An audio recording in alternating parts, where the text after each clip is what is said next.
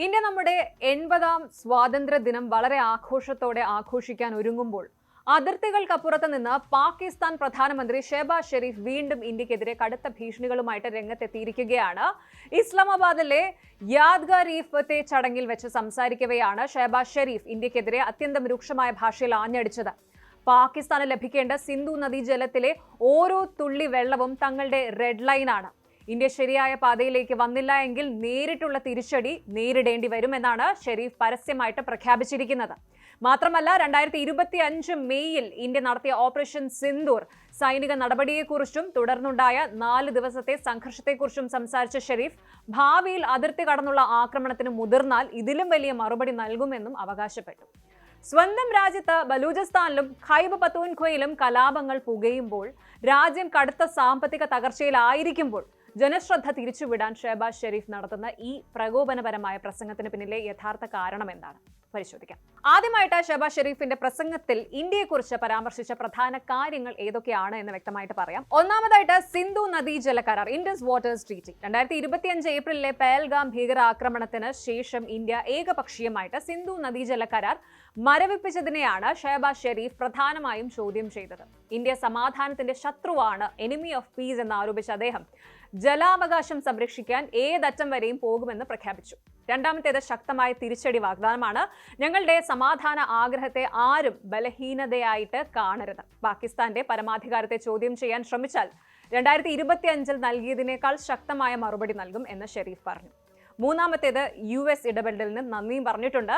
2025 മെയിലെ സംഘർഷത്തിന് ശേഷം വെടിനിർത്തൽ നടപ്പിലാക്കാൻ അമേരിക്കൻ പ്രസിഡന്റ് ഡൊണാൾഡ് ട്രംപ് നടത്തിയ ഇടപെടലുകളെ പ്രശംസിക്കാനും ഷെരീഫ് മറന്നില്ല. കാര്യം ഇങ്ങനെയാണെങ്കിലും അമേരിക്കയുടെ മധ്യസ്ഥത കൊണ്ടാണ് വെടിനിർത്തൽ ഉണ്ടായത് എന്ന പാകിസ്ഥാന്റെ വാദം ഇന്ത്യ പൂർണ്ണമായും തള്ളിക്കളഞ്ഞ കാര്യമാണ്. ഇരു രാജ്യങ്ങളും നേരിട്ട് നടത്തിയ ചർച്ചകളുടെ ഫലമായാണ് സൈനിക നടപടി നിർത്തിവെച്ചത് എന്നാണ് ഇന്ത്യയുടെ ഔദ്യോഗിക നിലപാട്.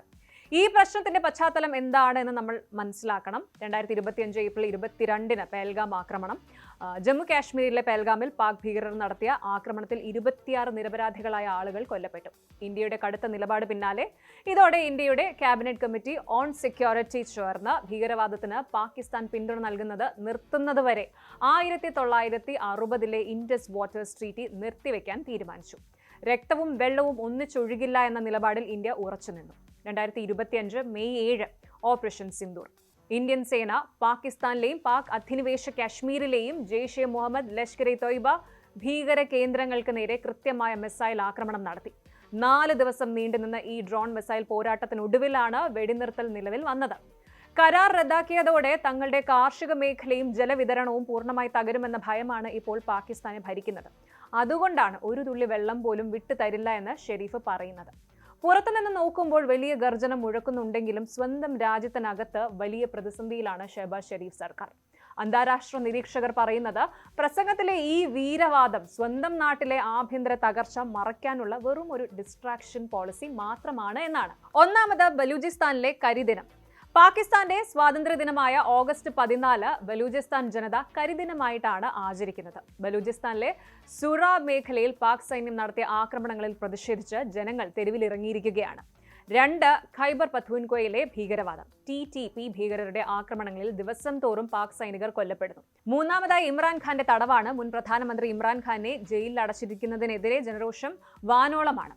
ചുരുക്കത്തിൽ സ്വന്തം രാജ്യത്ത് ക്രമസമാധാനവും സാമ്പത്തിക ഭദ്രതയും ഉറപ്പാക്കാൻ കഴിയാത്ത ഒരു ഗവൺമെന്റ് ജനങ്ങളുടെ ശ്രദ്ധ തിരിക്കാൻ ഇന്ത്യക്കെതിരെ യുദ്ധഭീഷണി മുഴക്കുകയാണ്. ഷെഹബാസ് ഷെരീഫ് തന്റെ പ്രസംഗത്തിൽ മറ്റൊരു പ്രധാന കാര്യം കൂടി എടുത്തു പറഞ്ഞു. പാകിസ്ഥാൻ, സൗദി അറേബ്യ, തുർക്കി എന്നീ 3 രാജ്യങ്ങൾ ഒപ്പുവെച്ച പുതിയ ട്രൈലാറ്ററൽ ഡിഫൻസ് പാക്ടിനെ കുറിച്ച് അദ്ദേഹം അഭിമാനത്തോടെ സംസാരിച്ചു. ഈ കരാർ പ്രകാരം ഈ 3 രാജ്യങ്ങളിൽ ഏത് രാജ്യത്തിന് നേരെ ആക്രമണം ഉണ്ടായാലും അത് 3 പേർക്കും നേരെയുള്ള ആക്രമണമായിട്ട് കണക്കാക്കും. തങ്ങളുടെ സൈനിക അടിത്തറ ശക്തമാണ് എന്ന് ഇന്ത്യയെ കാണിക്കാനാണ് ഷെരീഫ് ഈ കരാറിനെ കുറിച്ച് വീണ്ടും ഓർമ്മിപ്പിക്കുന്നത്. എന്നാൽ അതിർത്തി കടന്നുള്ള ഭീകരവാദം അവസാനിപ്പിക്കാതെ സിന്ധു നദീജല കരാറിൽ യാതൊരു വിട്ടുവീഴ്ചയ്ക്കും തങ്ങൾ തയ്യാറല്ല എന്ന് ഇന്ത്യ കൃത്യമായി വ്യക്തമാക്കിയിട്ടുണ്ട്. ഭീകരവാദത്തെയും നയതന്ത്രത്തെയും ഒന്നിച്ചു കൊണ്ടുപോകാൻ കഴിയില്ല എന്നാണ് ഡൽഹിയുടെ ഉറച്ച നിലപാട്. ചുരുക്കത്തിൽ സ്വാതന്ത്ര്യദിന സന്ദേശത്തിൽ ഇന്ത്യയെയും സിന്ധു നദീജല കരാറിനെയും കടന്നാക്രമിച്ചുകൊണ്ട് തങ്ങളുടെ രാഷ്ട്രീയ നിലനിൽപ്പ് ഉറപ്പാക്കാനാണ് പാകിസ്ഥാൻ പ്രധാനമന്ത്രി ശ്രമിക്കുന്നത്. എന്നാൽ വെറും വാക്കുകൾ കൊണ്ടുള്ള ഭീഷണികൾക്ക് ഇന്ത്യ വഴങ്ങില്ല എന്ന് വ്യക്തമാണ്. ഭീകരവാദം പൂർണ്ണമായി അവസാനിപ്പിക്കാതെ പാകിസ്ഥാനിലേക്ക് ഒരു തുള്ളി വെള്ളം വിട്ടുകൊടുക്കില്ല എന്ന ഇന്ത്യയുടെ നിലപാട് അവർക്ക് വലിയ തലവേദനയായി മാറിയിരിക്കുകയാണ്. കൂടുതൽ വാർത്തകൾക്ക് news 18 Keralam YouTube channel subscribe ചെയ്യുക.